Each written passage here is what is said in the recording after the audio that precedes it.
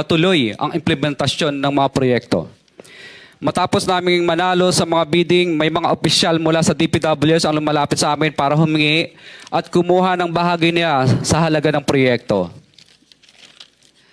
Ang hinihingi nilang porsyento ay hindi bababa sa 10% at umaabot pa sa 25% na naging kondisyon upang hindi maipit ang implementasyon ng kontrata. Ito ay binibigay namin sa kanila ng cash. Ang bawat transaksyon ay may karampatang voucher at ledger na nagsasaad ng mga araw at kung kailan nila ito natanggap. Ilan sa kanila ay sina Terence Calatrava, former Undersecretary of Office of the Presidential Assistant of the Visayas of the Philippines, Kong Roman Romulo of Pasig City, Kong Jojo Ang of Uswag Ilonggo Party List, Congressman Patrick Michael Vargas of Quezon City, Kong Juan Carlos Arjo Aitaide of Quezon City, Nicanor Nicky Briones of Agap Party List, Congressman Marcelino Marcy Teodoro of Marikina, Congressman Florida Robes of San Jose del Monte, Bulacan, Congressman Leandro Jesus Madroño of Romblon, Congressman Benjamin Benji Agarao Jr., Congressman Florencio Gabriel Bemnoel of Anwaray Party List, Kong Leo de Ode Tariela of Occidental Mindoro, Congressman Reynan Arrogancia of Quezon City, Quezon Province,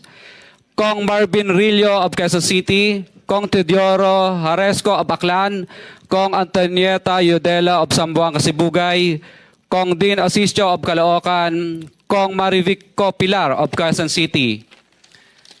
21. Mayroon ding mga kinatawa ng ilang politiko na nakikipagtakbo sa amin upang manghingi ng porsyento kapalit ng mga porsyento ng mga proyekto. Ang mga porsyentong ito ay 25% ay ipinipilit sa amin bilang karaniwang kalakaran na wala akong kakainang tanggihan.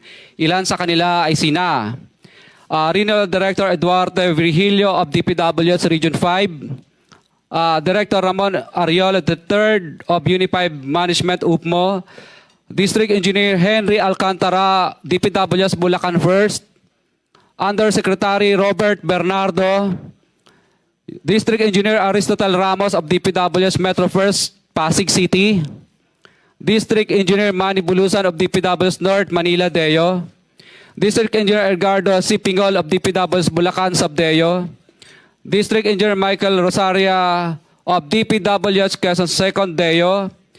Karamihan sa mga kawani ng DPWS na nabanggit sa itaas ay paulit-ulit na binabanggit ang delivery ng pera ay para sa kaisaldi na dapat at least 25%. Si Kong Marvin Rillo naman ay ilang beses na binabanggit ang pangalan ni Speaker Martin Romualdez bilang kanyang malapit na kaibigan. 25. Sa tuwing umiinom